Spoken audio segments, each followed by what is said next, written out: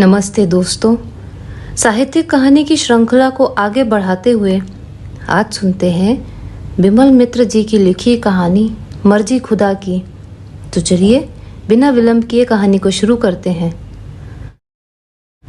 अपने लेखक जीवन में खुद लेखक ही अपना सबसे बड़ा दुश्मन होता है। इसका कारण यह कि एक लेखक के जीवन की सबसे बड़ी ट्रेजेडी यह है कि उसे जीवन भर लिखना पड़ता है। जिंदगी भर उसे बढ़िया चीज़ लिखने की विवशता होती है। कोई एक अच्छी किताब लिखकर रुक जाने से काम नहीं चलता। यदि अच्छी किताब वह लिख चुका है तो दूसरी किताब अच्छी ना होने पर कोई उसे माफ़ नहीं करेगा। सिर्फ अच्छा लिखना होगा यही नहीं, और अच्छा, और भी अच्छा, हमेशा अच्छा। तो लीजिए पेश है मेरे अपने दोस्त शरदिंदु की कहानी। शरदिंदु की अजीबोगरीब शादी की कहानी। उम्र हो जाने पर सबकी शादी होती है। वैसे मनुष्य के जीवन में शादी होना अनिवार्य हो ऐसी बात नहीं। हम लोगों के सभी दोस्तों की शादी कुछ एक साल आगे पीछे हो चुकी थी। उन सब की शादी में हम लोग दल बनाकर बाराती बनकर गए थे। दल बनाकर किसी विवाह उत्सव में शामिल होने का मज़ा ही कुछ और है। इसका अनुभव पाठकों में से अधिकांश को जरूर होगा।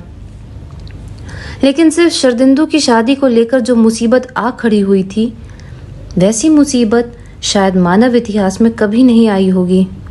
शरदिंदु की शादी एक इतिहास की सृष्टि करने वाली नज़ीर बनकर रह गई। हम लोगों का शरदिंदु भी एक दिन रिश्वत के षड्यंत्र का शिकार हो गया था।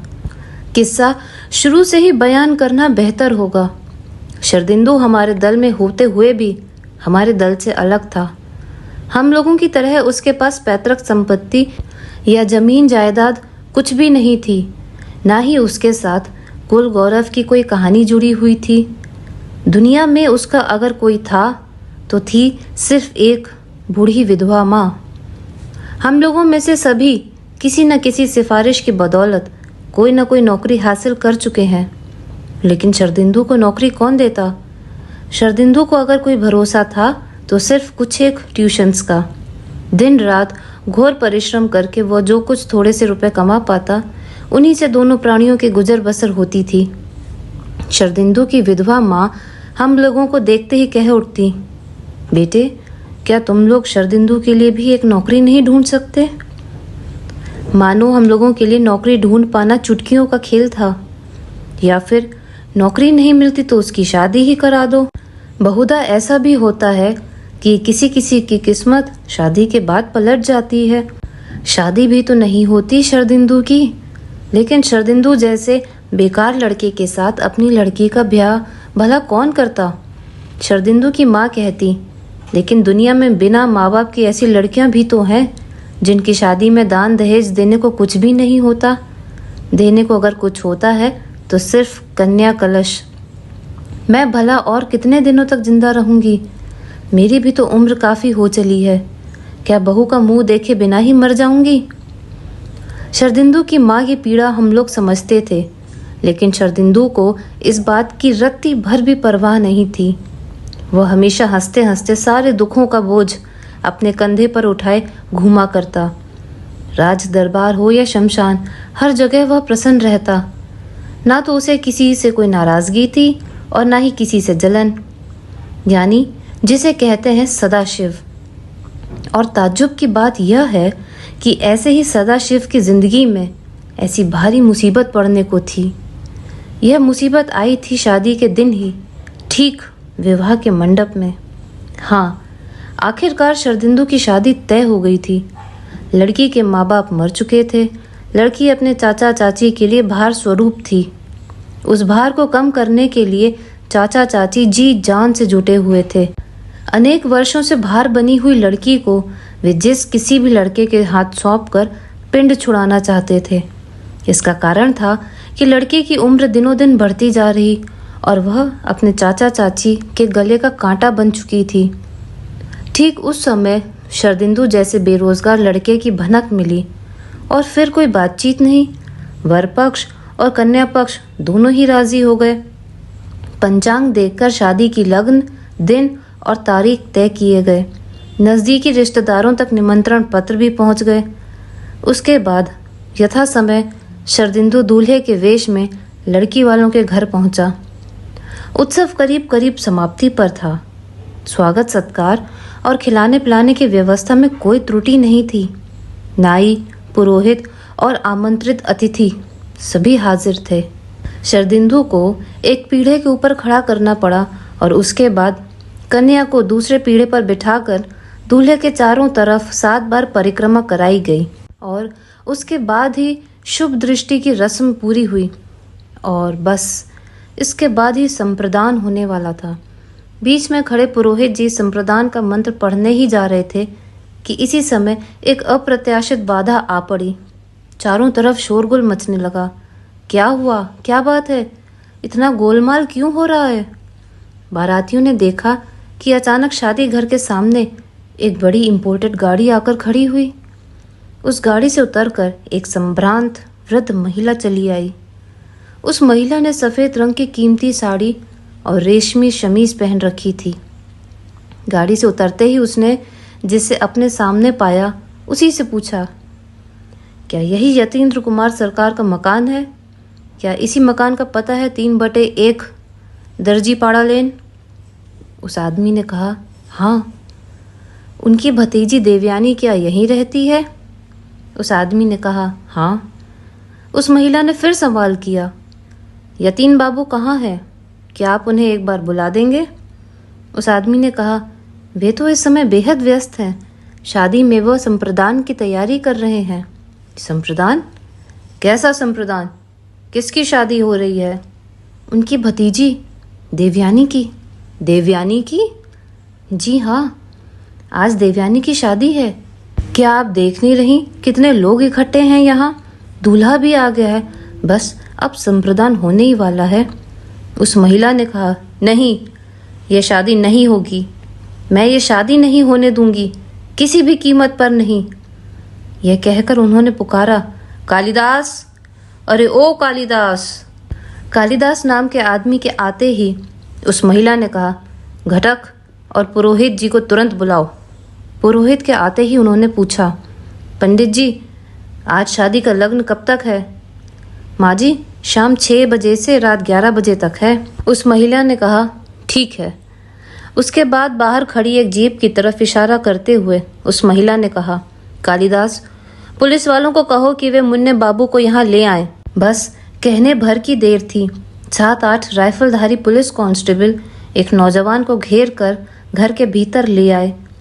जो लोग बाराती बनकर शादी में आए थे वे राइफलधारी कांस्टेबल को देखकर बड़ी चिंता में पड़ गए। आखिर मामला क्या है? ये महिला आखिर है कौन? और फिर इस नौजवान को भला पुलिस के पहरे में क्यों लाया गया है? उसके बाद क्षण भर में ही जो घटना घटी वह दुनिया के इतिहास में किसी भी शादी के वक्त नहीं घटी होगी। हमारे दोस्त शरदिंदु को पीढ़े से उठाकर उसकी जगह उस नौजवान को बिठा दिया गया और देवयानी अपने पीढ़े पर ही रही। लड़की के चाचा ने उस नौजवान के हाथों में ही अपनी भतीजी देवयानी का संप्रदान कर दिया और शरदिंदु बुद्धू की भांति टुकुर टुकुर उस तरफ ताकता रहा। कहानी की शुरुआत में ही जो क्लाइमैक्स हो तो कोई बात नहीं, लेकिन जिंदगी की शुरुआत में ही यदि ऐसे क्लाइमैक्स की सृष्टि हो तो उसकी शेष परिणति का ग्राफ कहाँ, किस ऊंचाई तक, किस बिंदु पर जा पहुँचेगा। फिर भी गनीमत की बात यही है कि मैं इस दुर्घटना के वक्त कलकत्ता में मौजूद नहीं था। अगर मैं मौजूद होता तो गुस्से के मारे क्या कर गुजरता पता नहीं। और फिर उस समय मेरा लेखक जीवन आरंभ भी नहीं हुआ था। हाँ, लेखक बनने की इच्छा ज़रूर थी। नौकरी के सिलसिले में मैं उस समय कलकत्ता से करीब 500 मील दूर था और वो नौकरी भी ऐसी थी कि जब चाहें तब छुट्टी नहीं मिल सकती। वह नौकरी थी चारों और भ्रष्टाचारियों को पकड़ने की नौकरी, यानी मैं भ्रष्टाचार निवारक अफसर के पद पर था।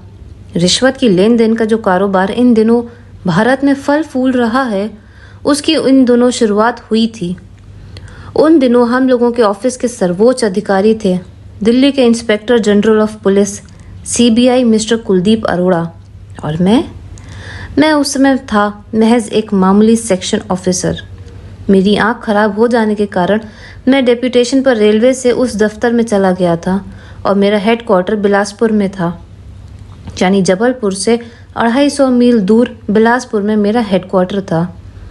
इसलिए जब मैं अपने काम के सिलसिले में जबलपुर के रेस्ट हाउस में ठहरा हुआ था, उसी समय अपने दोस्त नरेश की चिट्ठी पाकर पहल इस घटना के बारे में जान सका था। चिट्ठी पढ़कर मैं हैरान रह गया। किसी विवाह उत्सव में असल दूल्हे को उठाकर राइफलधारी पुलिस कांस्टेबलों की सहायता से किसी दूसरे के साथ किसी लड़की की शादी करवा देने की घटना जैसी विचित्र थी, वैसे ही नई भी थी। मैंने सोचा, हाय रे बेचारा शरदिंदू। और शरदिंदू से ज़्यादा उसकी विधवा माँ के बारे में सोचकर मैं चिंतित हो उठा। बेचारी ने अपनी ज़िंदगी में कभी भी अपने पति से किसी तरह का सुख नहीं पाया और आखिरकार लड़के की तरफ से भी उसे घोर अशांति ही मिली। मैं शरदिंदू के बजाय उसकी माँ के बारे में सोचकर ज़्यादा विचलित हुआ। मैं शरदिंदू की शादी में शामिल नहीं हो सका था क्योंकि उस समय मैं अपनी नौकरी के सिलसिले में कलकत्ता से काफ़ी दूर था। नौकरी जरूर करता था, लेकिन भीतर ही भीतर लेखक बनने की इच्छा अंकुरित हो रही थी। शरदिंदू की शादी को लेकर जो विचित्र कांड घटित हुआ वह मेरे लिए अत्यंत विस्मयकारी था। मैंने सोचा कि इसको लेकर क्यों ना एक कहानी लिखी जाए। जबलपुर से अपने हेडक्वार्टर बिलासपुर में आकर जब मैंने यही घटना अपनी पत्नी को सुनाई तो वह भी हैरान रह गई। कुछ देर तक तो उसके मुंह से एक शब्द भी नहीं निकला। उसके बाद उसने सिर्फ यही कहा, यह क्या हुआ? सचमुच यह घटना हैरान कर देने वाली थी। उसके बाद कई साल बीतने पर जब मैं कलकत्ता लौटा तब दोस्तों के साथ मुलाकात हुई। उनके मुंह से जो कुछ सुना उसे सुनकर मैं और भी ताज्जुब में पड़ गया। यहाँ भी रिश्वत? विवाह उत्सव में भी आखिर रिश्वतखोरी आ पहुंची। पूरी कहानी सुनाने के लिए शुरू से ही किस्सा बयां करना होगा, सो वही करता हूँ। कलकत्ता के श्याम बाजार अंचल में जो लोग रहते हैं उन्होंने सेंट्रल एवेन्यू और विडन स्ट्रीट की क्रॉसिंग के नज़दीक एक गली के किनारे एक पुरानी डिज़ाइन का तिमंजिला मकान जरूर देखा होगा। वह मकान सिंह खानदान वालों का है। अत्यंत रईस खानदान के रूप में सिंह खानदान चिन्हित है। किसी जमाने में कृष्णनगर के महाराजा के दीवान थे गंगा गोविंद सिंह। वे बहुत ही मशहूर रईस थे। उन्हीं दीवान गंगा गोविंद सिंह के वंश की किसी शाखा से ही इस वंश की उत्पत्ति हुई थी। एक जमाने में उनका खासा दबदबा और शान व शौकत थी। उस समय कलकत्ता के साथ साथ लंदन में भी इस खानदान की जूट के कारोबार में मोनोपोली थी।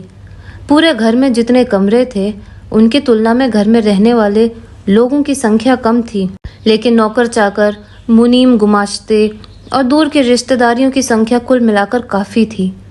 पूरे घर की जिम्मेदारी इसी वृद्धा माजी के ऊपर थी। माजी यानी इस घर के स्वर्गवासी गृहस्वामी की विधवा पत्नी। उनका लड़का स्वर्गवासी हो चुका था और लड़के की बहू भी। खानदान का चिराग अगर कोई बचा था तो उस वृद्धा का पोता। वही पोता अब सयाना हो चुका था। वही था वंश का एकमात्र कुलदीपक। भविष्य में इस पोते की एक दिन शादी होगी और शादी के बाद ही घर का कोना कोना बच्चों की किलकारियों से मुखरित हो उठेगा। इसी उम्मीद में वृद्धा माजी अभी तक जिंदा थी। वृद्धा माजी का वही पोता विश्वपति सिंह एक दिन अपने कारोबार के सिलसिले में लंदन गया था। इधर वृद्धा दादी अपने पोते के लौटने की घड़ियां गिन रही थीं।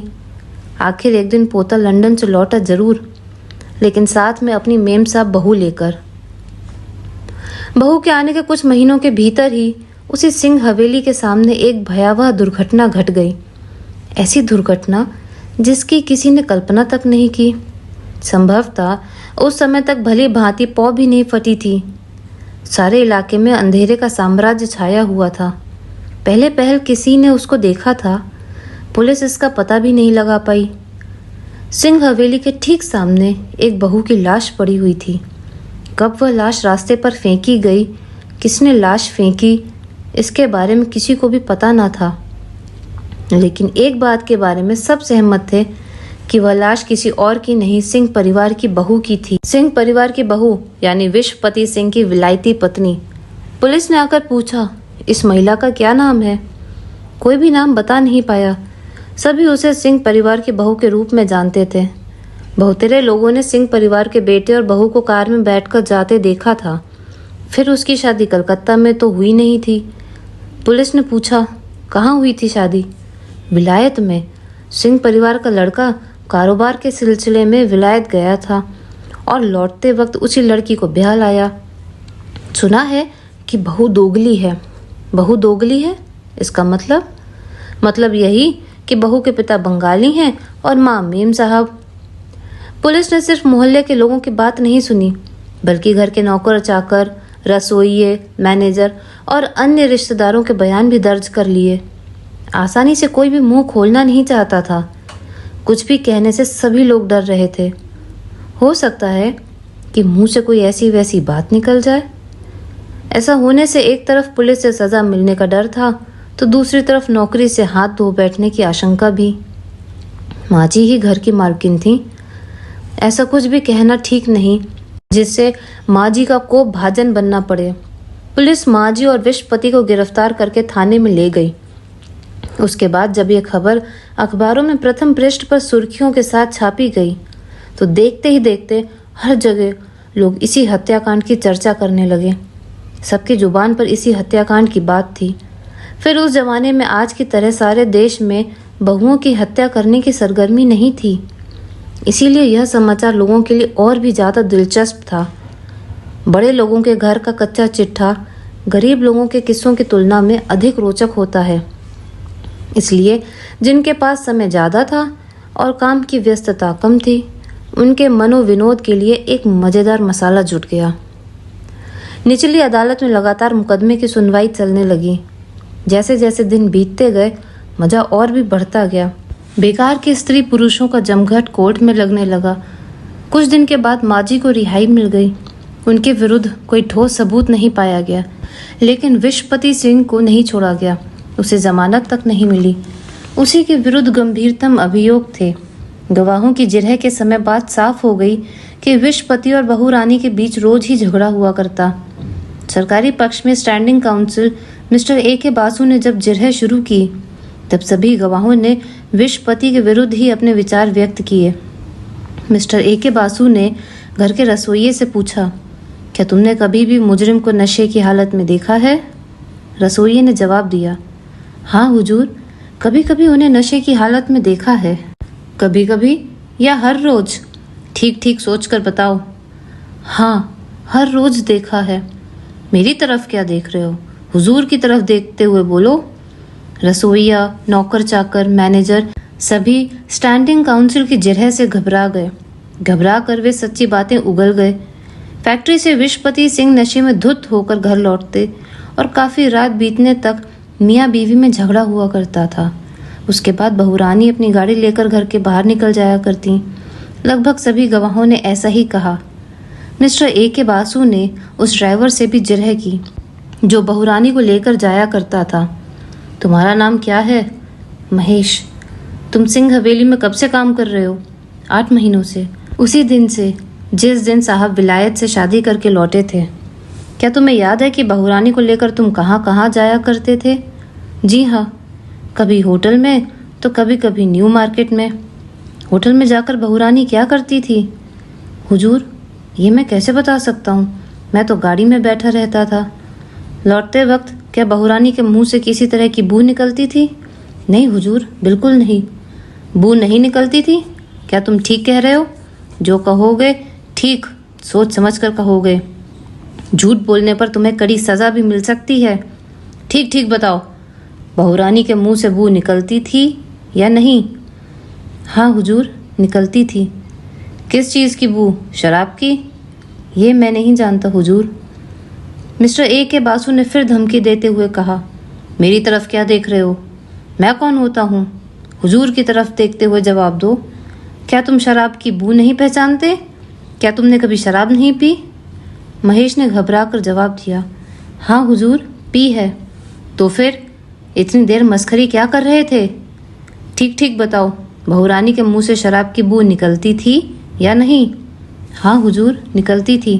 और तुम्हारे साहब? महेश ने चुप्पी साध ली। उसके मुंह से कोई जवाब नहीं निकला। क्या तुम्हारे साहब भी पीते थे? ठीक से मुजरिम की तरफ देखो। अपने साहब को ठीक ठीक पहचान पा रहे हो? हाँ, वे भी पीते थे। क्या साहब और बहुरानी के बीच झगड़ा होता था? तुम जब दोनों को कार में बैठाकर कार चलाते थे तब क्या दोनों में झगड़ा होता था? महेश ने कहा, हाँ होता था। मिस्टर ए के बासु ने कहा, योर ऑनर, मैं महेश और जिरह करना नहीं चाहता। अब मैं बहुरानी की खास नौकरानी मालती को बुलाता हूँ। साक्षी मालती बाला दासी। मालती ने सफ़ेद रंग की साड़ी पहन रखी थी। माथे पर घूंघट ठीक कर वह कांपती कांपती कटघरे में आ खड़ी हुई। सच कहूँगी, सच के सिवाय कुछ भी नहीं कहूँगी। आदि शब्द उसने तोते की तरह दोहरा दिए। उसके बाद जिरह शुरू हुई। जिरह के दौरान वह घबरा सी गई। साहब जब बहुरानी का गला दबा रहे थे उस समय तुम क्या कर रही थी? मालती चुप रह गई। वह क्या जवाब दे ये उसकी समझ में नहीं आया। अपनी जिंदगी में उसने कभी भी अदालत का मुंह नहीं देखा था। बोलो बोलो, बात को दबा देने की कोशिश मत करो। झूठ बोलने पर हुजूर तुम्हें कड़ी सजा देंगे। तुमने जो कुछ भी देखा है उसे बेहिचक कह डालो। तुमने तो सब कुछ अपनी आंखों से देखा था। हाँ हुजूर, तुम तो बहुरानी की खास नौकरानी थी। क्यों, ठीक है ना? साहब के साथ बहुरानी का झगड़ा हो रहा था तब तुमने उन्हें रोका क्यों नहीं? क्या तुम्हें डर लग रहा था? हाँ हुजूर। गला दबाते वक्त बहुरानी चिल्लाई तो थी। हाँ हुजूर। उसके बाद जब बहुरानी ने हिलना डुलना बंद कर दिया तो साहब ने उसे दोनों हाथों से उठाकर बाहर रास्ते पर फेंक दिया। क्यों, यही ना? हाँ हुजूर। योर ऑनर, मिस्टर ए के बासु ने मालती बाला दासी को और कुछ भी कह सकने का मौका तक नहीं दिया। ये सब बातें थी लोअर कोर्ट की। लोअर कोर्ट के जज साहब ने गवाहों के बयानों और प्राप्त सबूतों के आधार पर मुजरिम विश्वपति सिंह को जानबूझकर और ठंडे दिमाग से अपनी स्त्री की हत्या कर उसकी लाश को रास्ते में फेंक देने के अभियोग में भारतीय दंड विधान की धारा 302 के अनुसार फांसी की सजा सुना दी। नियम के मुताबिक लोअर कोर्ट के फांसी के हुक्म की पुष्टि हाई कोर्ट द्वारा करानी पड़ती है। अंग्रेजों के समय से ही ये नियम चला आ रहा है। उसी सिलसिले में मामला हाई कोर्ट में आया। जज साहब हाजिर थे। अदालत पहले की तरह खचाखच भरी हुई थी। घर की बहू का गला घोंट कर उसे सड़क पर फेंक दिया गया था। लोगों के लिए भला इससे ज़्यादा मज़ेदार खबर और क्या हो सकती है? और फिर कोर्ट में उस हत्यारे पति का चेहरा भी देखा जा सकता था। साथ ही इस मज़ेदार तमाशे को देखने के लिए कोई टिकट लेने की ज़रूरत भी नहीं थी। लोगों को इसका आकर्षण भला कम क्यों होता? यहाँ भी एक पक्ष में स्टैंडिंग काउंसिल थे मिस्टर ए के बासु और मुजरिम की तरफ से थे मशहूर बैरिस्टर मिस्टर नीरद रंजन दास गुप्ता। दोनों पक्षों में बैरिस्टरों की बहस के बाद सबने यही समझा कि मुजरिम की फांसी की सज़ा कायम रहेगी। दूसरे दिन जज साहब अपना फैसला सुनाने वाले थे। कोर्ट बंद होने वाला था। अचानक बैरिस्टर नीरदरंजन दास गुप्ता ने जज साहब के पास एक अर्जी पेश की। माय लॉर्ड, मुजरिम की तरफ से मुझे हुजूर की सेवा में एक अर्जी पेश करनी है। अर्जी? कैसी अर्जी? मुजरिम को 6 घंटों के लिए पुलिस के पहरे में पेरोल पर छुट्टी देनी होगी। सिर्फ कोर्ट के श्रोतागण और साधारण दर्शक वृंद ही नहीं, बेंच क्लर्क, अर्दली, चपरासी और स्वयं जज साहब भी बैरिस्टर साहब की बात सुनकर हैरान रह गए। जज साहब ने कहा, क्या है अर्जी? हुजूर, हमारा मुवक्किल शादी के लिए जाएगा। शादी? शादी करने के लिए 6 घंटों की छुट्टी मंजूर हो गई। 8 राइफलधारी पुलिस कांस्टेबल पहरा देते हुए मुजरिम को कन्या के घर तक ले जाएंगे। उसके बाद शादी हो जाने पर मुजरिम को फिर जेल में बंद कर दिया जाएगा। बिन बादल बरसात वाली कहावत आप सबने सुनी जरूर होगी। यहाँ तो ये कहावत 100% चरितार्थ हो रही थी। सभी घटनाक्रम की इस आकस्मिकता को देखते हुए पल दो पल के लिए गूंगे हो गए। जज साहब हुक्म मानकर अपने चेंबर में चले गए। स्टैंडिंग काउंसिल ए के बासु ने नीरद रंजन दास गुप्ता को कॉरिडोर में जा पकड़ा। उन्होंने पूछा, ये कैसी दिल लगी की है आपने mister Das Gupta? Mister Das Gupta bar association की लाइब्रेरी की तरफ जाते जाते बोले, मिस्टर बासु, हैमलेट ने होरेशियो से जो कुछ कहा था वो आपको याद नहीं है क्या? There are more things in heaven and earth Horatio than are dreamed of in philosophy. मतलब सुनो हिरोशियो, इस पृथ्वी और स्वर्ग में ऐसी बहुत सी चीजें हैं जिनकी दर्शन शास्त्र ने स्वप्न में भी कल्पना नहीं की होगी। लेकिन ठीक ठीक बताइए, माजरा क्या है? फांसी की सजा पाए हुए मुजरिम से भला कौन लड़की शादी करने के लिए तैयार होगी? बैरिस्टर दास गुप्ता ने कहा, जरूर तैयार होगी मिस्टर बासु, जरूर। इस पृथ्वी पर सब कुछ संभव है मिस्टर बासु। जिस समय लोअर कोर्ट में यह मुकदमा चल रहा था, पूरे कोलकाते में इसकी धूम मची हुई थी। उस समय मेरे मुवक्किल की दादी मिसेस सिंह पूरे हिंदुस्तान में घूम रही थीं, एक अच्छे एस्ट्रोलॉजर की तलाश में। मिस्टर बासु हैरान रह गए। एस्ट्रोलॉजर यानी ज्योतिषी? What do you mean? आप क्या कहना चाहते हैं? हाँ मिस्टर बासु, हाँ, ज्योतिषी, जिसे आप लोग धोखेबाज और ब्लफ मास्टर कहते हैं, वही।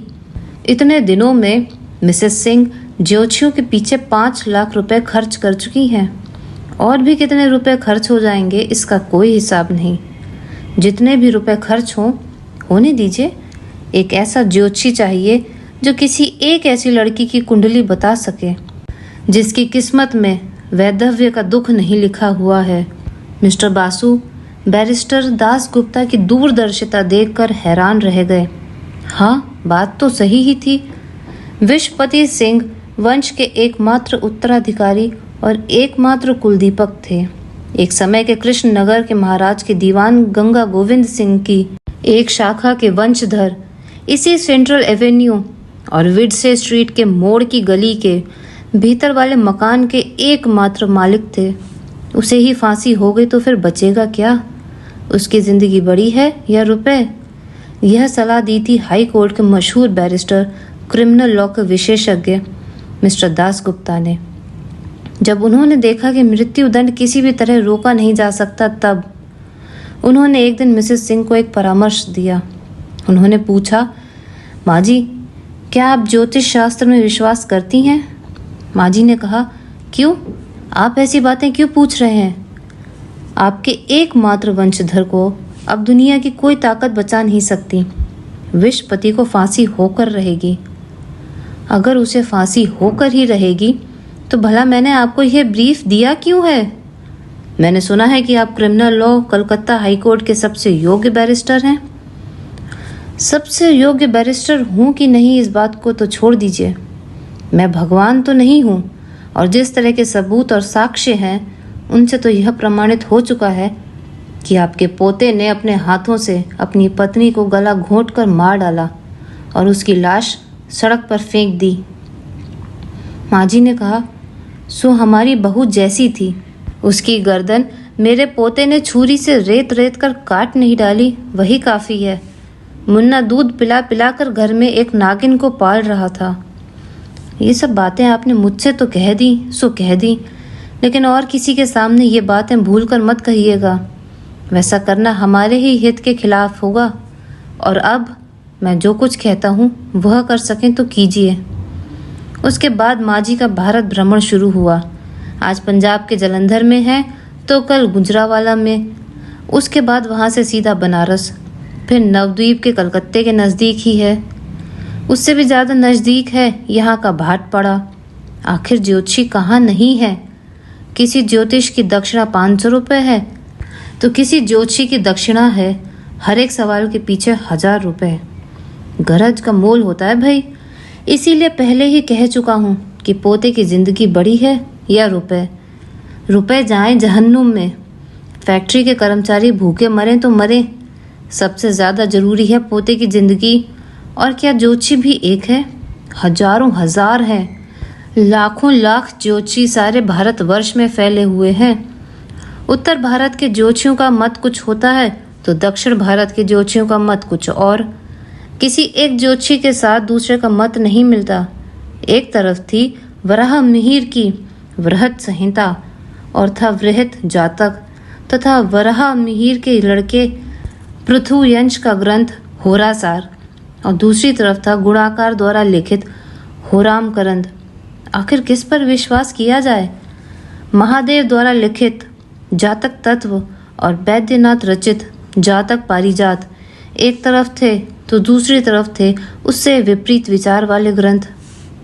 सिर्फ रुपए खर्च होना ही बड़ी बात नहीं, वक्त भी साथ साथ बर्बाद हो रहा था। इधर कलकत्ते के कोर्ट में मुकदमा चल रहा और इधर ज्योतिषियों के द्वारा माजी हजार हजार अविवाहिता कन्याओं की जन्म कुंडलियों की जांच करवा रही।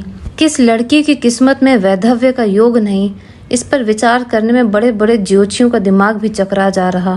सिर्फ एक ज्योतिषी की राय मिलने से काम नहीं चल रहा था।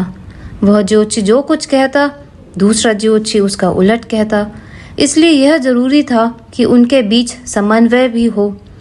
कई कई बार ज्योतिषियों की खोज में माँ जी कलकत्ते से बाहर चली जाती और फिर कुछ दिनों के लिए कलकत्ता लौट आती। बैरिस्टर दास गुप्ता पूछते, क्या हुआ माँ जी, क्या कोई ज्योतिषी मिला?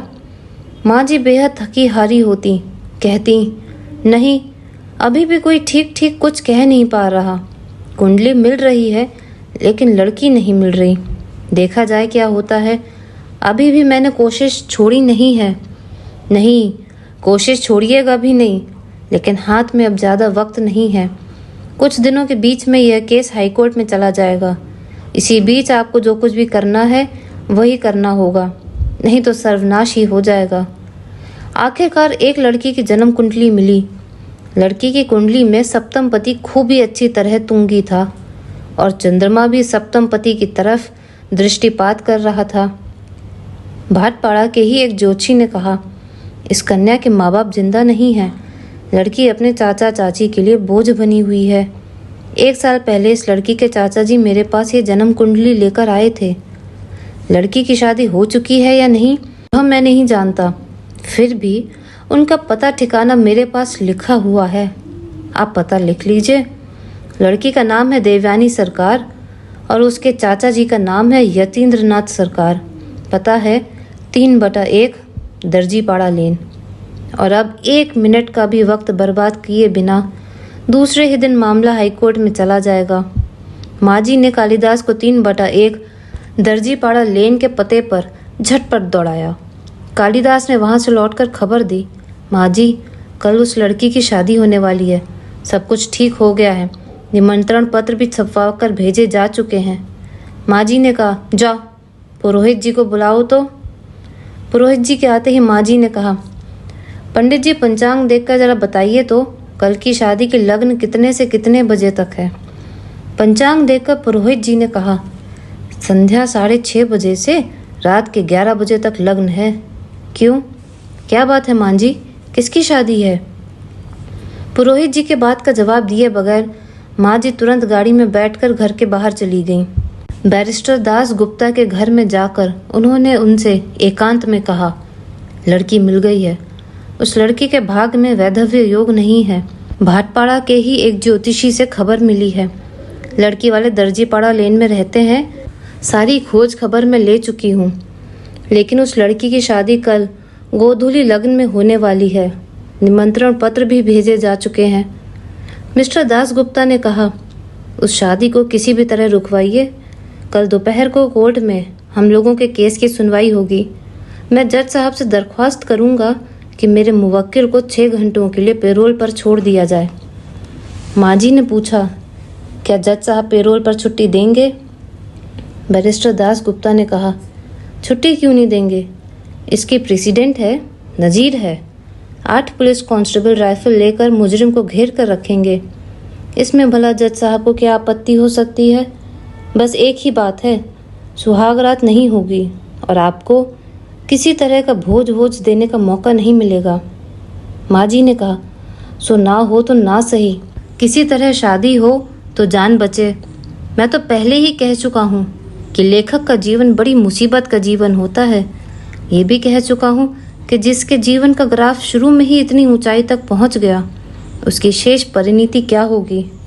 इसके बाद क्या हुआ यह जानने के लिए मैं उतावला हो गया। इसीलिए मैंने नरेश से पूछा, फिर क्या हुआ?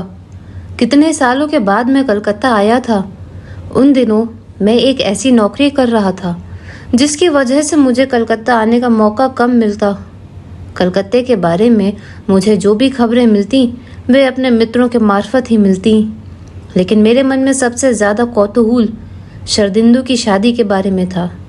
शरदिंदू के विवाह से संबंधित दुर्घटना के बारे में मुझे नरेश के मुंह से ही सारा विवरण विस्तार पूर्वक सुनने को मिला। जिस दिन हाईकोर्ट खुला उस दिन पहले की तरह एक standing council mister A.K. Basu और दूसरी तरफ बैरिस्टर दास गुप्ता डटे हुए थे और कटघरे में कठपुतली की तरह खड़ा था मुजरिम विश्वपति सिंह। और अगली कतार में दर्शकों की पीठ पर बैठी वह कौन थी? बदन पर नई बनारसी साड़ी थी, गले में, हाथ में और कान में जड़ाऊ गहने थे, मांग में गहरा लाल सिंदूर भरा था। क्या वही फांसी की सज़ा पाए हुए मुजरिम की नई नवेली दुल्हन थी, जिसके साथ ब्याह रचाने के लिए जज साहब ने अभियुक्त को 6 घंटों के लिए पेरोल पर छुट्टी दी थी? सिर्फ जज साहब ही नहीं, कोर्ट में मौजूद सारे आदमी कभी मुजरिम की तरफ देख रहे तो कभी बनारसी साड़ी में लिपटी नई नवेली दुल्हन की तरफ। वही दुल्हन जिसकी शादी शरदिंदू के साथ होते होते विश्वपति सिंह के साथ हो गई। सभी के मन में एक ही सवाल था, क्या जज साहब इतने निष्ठुर हो जाएंगे कि मुजरिम को फांसी की सज़ा देकर एक नई नवेली दुल्हन को विधवा बना देंगे? क्या स्वयं जज एक पति नहीं है? क्या जज साहब के बीवी, बच्चे और दामाद नहीं है? क्या जज होने के कारण उनका हृदय पत्थर का हो गया है? नहीं, सचमुच जज साहब का भी दिल था। उस दिन उन्होंने इसी बात का सबूत दिया। फांसी के मुजरिम को ऐसी मामूली सज़ा की नज़ीर हाईकोर्ट के लंबे इतिहास में और कोई नहीं थी। फांसी के बदले आजीवन कारावास की सज़ा दी गई। जज साहब फैसला सुनाने के बाद अपने चैम्बर में चले गए। स्टैंडिंग काउंसिल और बैरिस्टर दास गुप्ता भी बार लाइब्रेरी में चले गए। माँ जी अपनी नवविवाहिता पोते की बहू के साथ अपनी गाड़ी में जा बैठी। आजीवन कारावास यानी 14 साल का कारादंड। तब तक नववधू को सुहाग संध्या के लिए इंतजार की घड़ियां गिननी होंगी। इस अवधि के बाद ही वह अपने पति से मिल सकेगी। लेकिन विधाता के मन में क्या था, इसका पता ना माजी को था, ना विश्वपति सिंह को और ना ही शरदिंदू को। संभवतः किसी के लिए यह जान पाना मुमकिन था भी नहीं, क्योंकि इस घटना के कुछ एक महीनों के बाद ही माजी अचानक चल बसी। साथ ही दीवान गंगा गोविंद सिंह के सुप्रसिद्ध वंश का एक वंशधर विश्वपति सिंह जेल में अपनी सजा काटने लगा और उसकी नई नवेली दुल्हन। एक लेखक के रूप में यह जानने के लिए मैं ललायत हो उठा कि इसके बाद क्या हुआ होगा। ऐसा खानदान, इतने रुपए, पैसे, जमीन जायदाद, फैक्ट्री, कारोबार और सुंदर पत्नी, इसकी क्या परिणति होगी? वह कहावत है ना, मर्जी खुदा की और खेल नसीब का। लेकिन कैसी खुदा की मर्जी और कैसा नसीब? नरेश पूरी घटना विस्तार पूर्वक सुना रहा था और मैं तन्मय होकर सुन रहा था।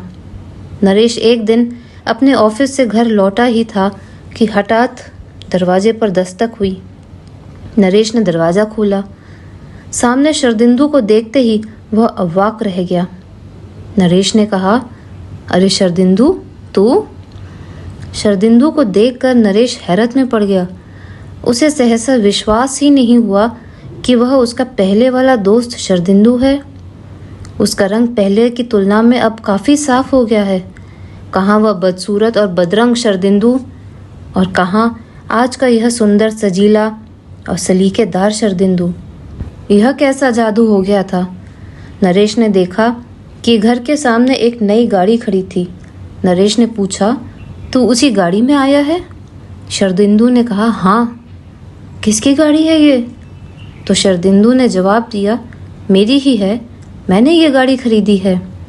नरेश की तो मानो बोलती बंद हो गई। कुछ क्षणों तक उसके मुंह से एक शब्द भी नहीं निकला। शरदिंदू ने कहा, परसों मेरी शादी है, जरूर आना भाई। यह कहने के साथ शरदिंदू ने नरेश के हाथों में विवाह का निमंत्रण पत्र थमा दिया। शरदिंदू ने जाते जाते फिर कहा, देखो भाई, शादी में आना जरूर, इस समय चलता हूँ, जरा हड़बड़ी में हूँ। विवाह का निमंत्रण हाथ में लिए लिए ही नरेश ने देखा कि शरदिंदू झटपट गाड़ी में जा बैठा और ड्राइवर ने गाड़ी स्टार्ट कर दी। पृथ्वी पर इतनी तरह की आश्चर्यजनक घटनाएं घटती हैं जिनका हिसाब रखना किसी के लिए भी मुमकिन नहीं। जो शरदिंदु एक मामूली सी नौकरी भी नहीं पा सका, उसी शरदिंदु ने आज गाड़ी खरीदी है। आखिर ये मुमकिन हुआ कैसे? दूसरे दिन नरेश ने अपने ऑफिस से अपने दोस्तों को फ़ोन किया। उन लोगों को भी बताया कि शरदिंदु ने उन्हें शादी में आने के लिए निमंत्रित किया है। नरेश ने पूछा, वह कैसे संभव हुआ अमल? अमल ने कहा, मैं भी तो यही सोच रहा हूँ। जिसकी शादी में ऐसा गोलमाल हुआ था, उसी का अब विवाह हो रहा है।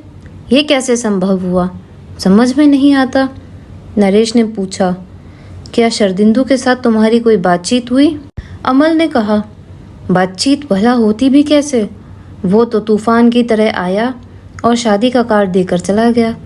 शरदिंदु से मैं सिर्फ यही पूछ पाया कि यह गाड़ी किसकी है। उसने जवाब दिया, ये गाड़ी मैंने ही खरीदी है। सिर्फ अमल ही नहीं, हमारी मित्र मंडली के दिलीप, संदीप, मानस, कुणाल और शिबू सभी इस बात पर हैरान थे। विवाह स्थल का पता जानने के लिए जब नरेश ने शादी का कार्ड पढ़ना शुरू किया तो वह हैरत में पड़ गया। कन्या का नाम देवयानी था। देवयानी? ये कौन सी देवयानी थी? जिस देवयानी की शरदिंदु के साथ शादी होने को थी, उसकी शादी तो शरदिंदु के बजाय विश्वपति के साथ हो चुकी थी। विश्वपति सिंह को उम्र कैद की सज़ा मिलने के बावजूद देवयानी उसकी पत्नी थी। खैर, शादी के दिन सभी दोस्त शरदिंदु के घर जा पहुँचे। शरदिंदु ने नया मकान बनवाया था, सुंदर सा मकान। उस मकान को देखकर सभी चकित रह गए। शरदिंदु मकान कैसे बनवा पाया? वह गाड़ी कैसे खरीद पाया? जिसके पास कुछ भी नहीं था, जो कुछ एक ट्यूशन के बलबूते पर पेट भरता था, उसके पास आखिर इतने रुपए आए कहाँ से?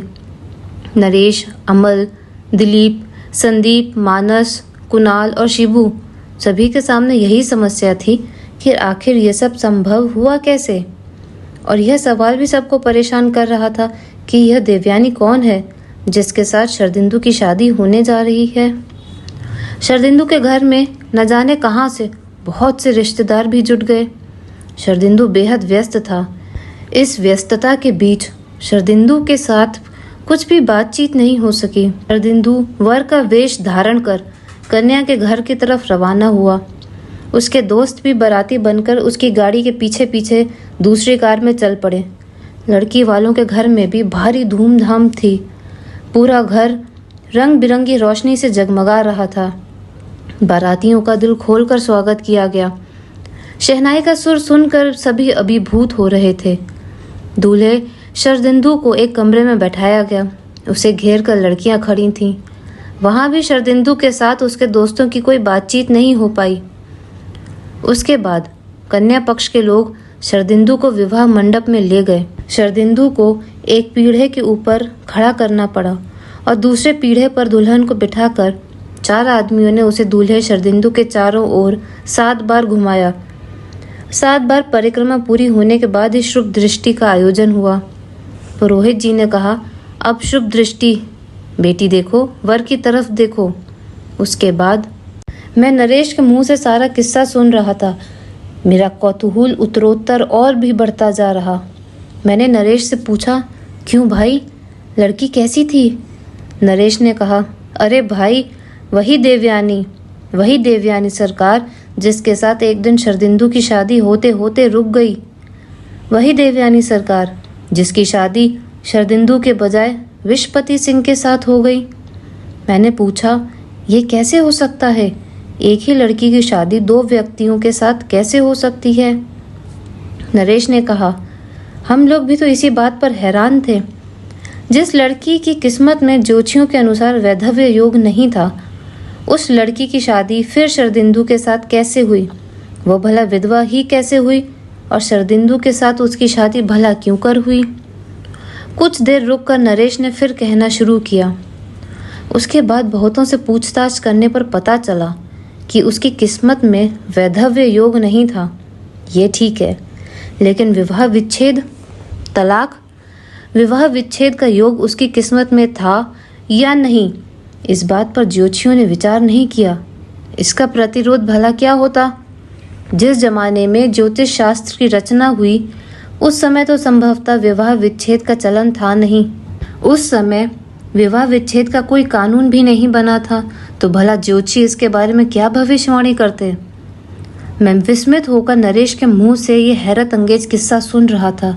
शुभ दृष्टि के बाद ही संप्रदान पर्व प्रारंभ हुआ। उस समय शरदिंदु से बातचीत कर पाना बिल्कुल नामुमकिन था। फिर भी नरेश ने अपने पास खड़े एक आदमी से पूछा, अच्छा साहब, एक बात तो बताइए, ये तो वही लड़की है जिसके साथ शरदिंदु की शादी होते होते रुक गई और जिसके साथ शरदिंदु के बजाय विशपति सिंह की शादी हो गई। अब फिर इसकी शादी शरदिंदु के साथ कैसे हो रही है? उस आदमी ने कहा, इसके पहले पति विशपति सिंह से इसका तलाक हुए 1 साल हो चुका है। नरेश ने पूछा, और इसका पहला पति विशपति सिंह, क्या वो अभी तक जेल में है? उस आदमी ने कहा, हाँ, उसे तो उम्र कैद की सज़ा मिली है ना, लेकिन तलाक हुआ कैसे? उस आदमी ने कहा, आपने तो वो कहावत सुनी ही होगी, मर्जी खुदा की और खेल नसीब का। शादी के बाद ना तो सुहागरात हुई थी और ना ही कोई भोज वगैरह आयोजित किया गया। वह विवाह तो असिद्ध हो गया, इसलिए देवयानी को तलाक पाने में किसी तरह की कठिनाई नहीं हुई। नरेश सारा किस्सा सुनता जा रहा। उसने फिर कहा, देवयानी का अपने पहले पति से विवाह विच्छेद ही नहीं हुआ, बल्कि क्षतिपूर्ति के रूप में उसे लाखों रुपए भी मिले। उन्हीं रुपयों से ही तो शरदिंदु ने मकान बनवाया और गाड़ी खरीदी है। शरदिंदु के पास इस समय जो कुछ भी है वो देवयानी के प्रथम पति के रुपयों की बदौलत ही है। शरदिंदु को बस एक ही बात का दुख है। आज इस शादी को देख पाने पर जो सबसे ज़्यादा खुश होती, शरदिंदु की वह गरीब बूढ़ी विधवा माँ आज खुशी का यह दिन देखने से पहले ही इस संसार से विदा हो चुकी है। घटनाओं के झंझावट में मैं न जाने कैसे विहल हो चुका था। शादी तो बहुतों की होती है, लेकिन किसी भी लड़के को भला शरदिंदु की तरह विवाह मंडप से अपमानित होकर खाली हाथ लौटना पड़ा है? और क्या कोई लड़का इस तरह पहले वाली लड़की के साथ फिर विवाह बंधन में बंधता है? सचमुच शेक्सपियर ने झूठ नहीं कहा है। There are more things in heaven and earth, Horatio, than are dreamt of in your philosophy. यह कहानी मैं कैसे लिखूं? इस कहानी पर कौन विश्वास करेगा? क्या इतिहास में कभी किसी ने ऐसी घटना देखी है? नरेश मुझे अपने साथ लेकर शरदिंदु के नए मकान की तरफ बढ़ने लगा। नरेश ने हठात दूर एक मकान की तरफ इशारा करते हुए कहा, वो देखो, वही तो है शरदिंदु का नया मकान। मैंने उस मकान की तरफ कुछ क्षणों तक एकटक देखा। सचमुच देखने लायक मकान था। शरदिंदु ने हम सबको पारिजात कर दिया था। फिर भी मैंने पूछा, एक बात समझ में नहीं आ रही, लड़की के चाचा ने फांसी की सजा पाए हुए अभियुक्त के साथ भला अपनी भतीजी की शादी क्यों की? नरेश ने कहा, अरे ये तो बिल्कुल सीधी सी बात है, ये भी तुम नहीं समझ सके। लड़की के चाचा जी को विशपति सिंह की दादी ने उस रोज 4 लाख रुपयों की रिश्वत दी थी। ताज्जुब की बात है, यहाँ भी रिश्वत? मैं तो पहले ही बता चुका हूँ कि दूसरे महायुद्ध के बाद मैंने कुछ एक वर्षों के लिए घूसखोरों को पकड़ने की नौकरी की थी। बहुत से घूसखोरों को मैंने पकड़ा भी था और इसके लिए एक बार प्रेसिडेंट ऑफ इंडिया से मैंने पुरस्कार भी पाया। लेकिन फिर भी इस तरह रिश्वत की लेन देन की मैंने कभी कल्पना नहीं की। भला कोई भी इस तरह की रिश्वतखोरी की कल्पना कर सकता है? दुनिया में इतने लोगों के होते हुए यह घटना घटी शरदिंदु के जीवन में? सच है, मर्जी खुदा की और खेल नसीब का। नरेश ने शरदिंदु के घर के सदर दरवाजे के पास जाकर कॉलिंग बेल बजाई। कॉलिंग बेल की आवाज़ पूरे घर के भीतर गूंज उठी। मुझे ऐसा लगा मानो कॉलिंग बेल की आवाज़ नहीं थी, वह थी विशपति सिंह की आवाज़, या फिर वह थी विशपति सिंह की 14वीं पीढ़ी के प्रसिद्ध पुरुष दीवान गंगा गोविंद सिंह की जेलखाने के भीतर से की गई विकट आर्त ध्वनि। तो दोस्तों, आप सुन रहे थे प्रसिद्ध कथाकार बिमल मित्र की लिखी कहानी मर्जी खुदा की। आशा करती हूँ आपको ये कहानी पसंद आई हो। अपने विचार कमेंट सेक्शन में लिख के ज़रूर बताएं। मिलते हैं दोबारा एक और नई कहानी के साथ।